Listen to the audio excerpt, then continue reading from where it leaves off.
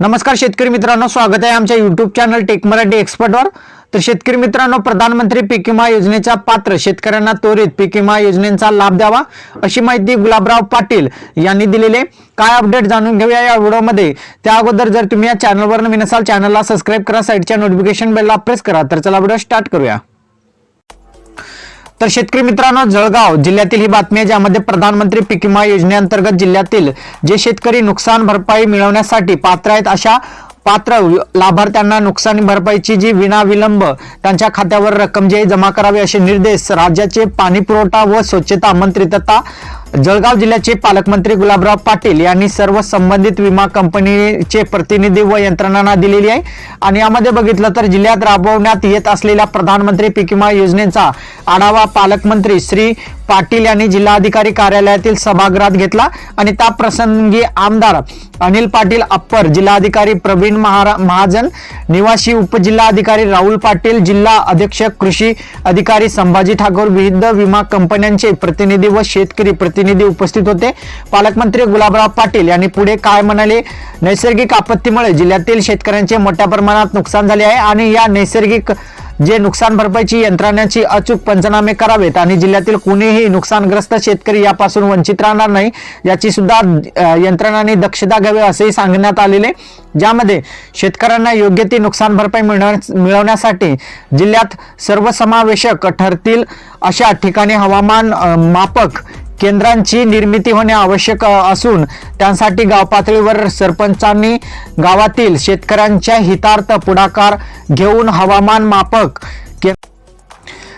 मापक केंद्रांसाठी जागा उपलब्ध करून देण्याचे आवाहन त्यांनी या बैठकीत केलेले आहे। ज्यामध्ये कृषी खात्याने अतिवृष्टी, वादळ आदी नैसर्गिक आपत्तीचे तात्काळ गाव पातळीवरून माहिती उपलब्ध करून घेण्यासाठी कृषी सहाय्यक ग्रामसेवक यांच्या माध्यमातून प्रत्यक्ष जागेवर जाऊन पाहणी करून शेतकऱ्यांना लवकरात लवकर विम्याची रक्कम कशी प्राप्त करून घेता येईल यासाठी शेतकऱ्यांचे प्रबोधन करावे। सर्व शेतकरी शिक्षित नसल्याने संगणक अथवा भ्रमणध्वनी यासारखे अद्याप यंत्रणा हाताळू शकत नाही आणि त्यामुळे यंत्रणांनी विमा कंपनी व शेतकरी यांच्यातील दुवा बनावे आणि याकरिता कृषी विभागाने पुढाकार घेण्याची सूचनाही पालकमंत्र्यांनी केलेली आहे।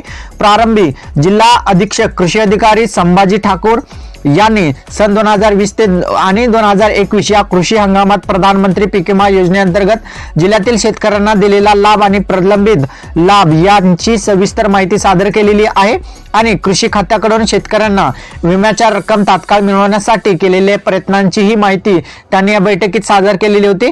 यात सन 2020 ते 2021 यामध्ये 10,159 शेतकऱ्यांना 4,70,97,499 रुपयांचा जो पीक विमा मंजूर करण्यात आलेला होता आणि सन 2021 ते 22 खरीप हंगामात 37,506 शेतकऱ्यांना जे आहेत यामध्ये बघितलं तर 27,07,29,000ची रक्कम जी आहे मंजूर करण्यात आलेली आहे आणि सन 2020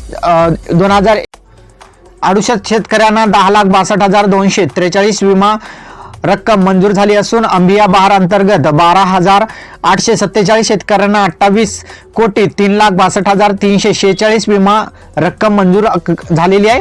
त्याचबरोबर जिल्ह्यात यावर्षी एप्रिल 2021 ते ऑक्टोबर 2021 या कालावधीत नैसर्गिक आपत्तीमुळे 5,72,081 हेक्टर क्षेत्रांचे नुकसान झाले असून त्यांची माहिती नुकसान भरपाई पोटी जे आहेत 64,818.99 लाख रकमेची निधी जी आहे मागणी केलेली असून जिल्हाधिकारी कृषी अधिकारी संभाजी पाटील यांनी या बैठकीमध्ये माहिती दिलेली आहे। तर अशा प्रकारे जे आहेत पीक विमा रक्कम मंजूर झालेली असून पण शेतकऱ्यांच्या खात्यामध्ये अद्याप ट्रान्सफर केलेली नाही। तर लवकरात लवकर जी रक्कम आहे शेतकऱ्यांना विनाविलंब शेतकऱ्यांच्या खात्यामध्ये जमा करावा असं यामध्ये सांगण्यात आलेलं आहे। तर अशा प्रकारचा आजचा अपडेट होता। अपडेट कसा वाटला नक्की सांगा आणि चॅनलवर नवीन असाल चॅनलला सबस्क्राइब करा, साइडच्या नोटिफिकेशन बेलला प्रेस करा। इथेच थांबूया। जय हिंद, जय महाराष्ट्र।